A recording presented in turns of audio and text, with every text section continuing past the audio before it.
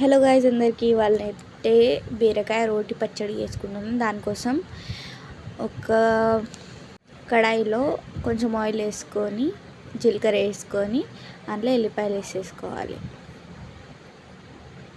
ఎల్లిపాయలు వేసుకొని మంచిగా కలుపుకోవాలి. తర్వాత బీరకాయ వేసుకోవాలి. బీరకాయ వేసుకొని మంచిగా కలుపుకోవాలి.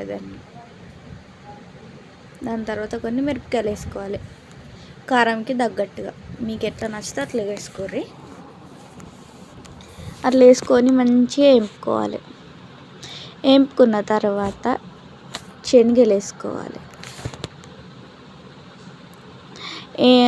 శనగలు వేయించుకొని అందులో వేయించుకోవాలి మంచిగా.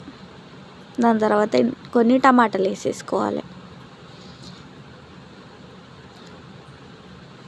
అది కూడా మంచిగా వేసుకోవాలి అన్నిటితో పాటుగా. దాని తర్వాత గ్రైండర్లో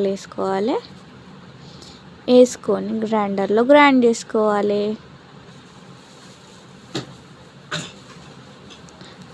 మించెల్లి కొన్ని ఉల్లిగడ్డలు ఉల్లిగడ్డలు వేసుకున్నాక కొంచెం అంతా కొత్తిమీర వేసుకోవాలి. వేసుకున్న తర్వాత కొంచెం అంత ఉప్పు వేసుకొని గ్రైండ్ పట్టేసుకోవాలి. ఇక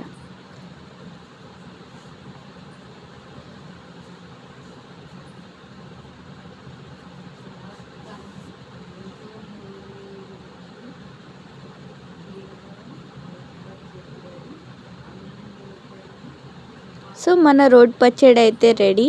చపాతీతోని, అన్నంతో, దేనితోనైనా తినచ్చు.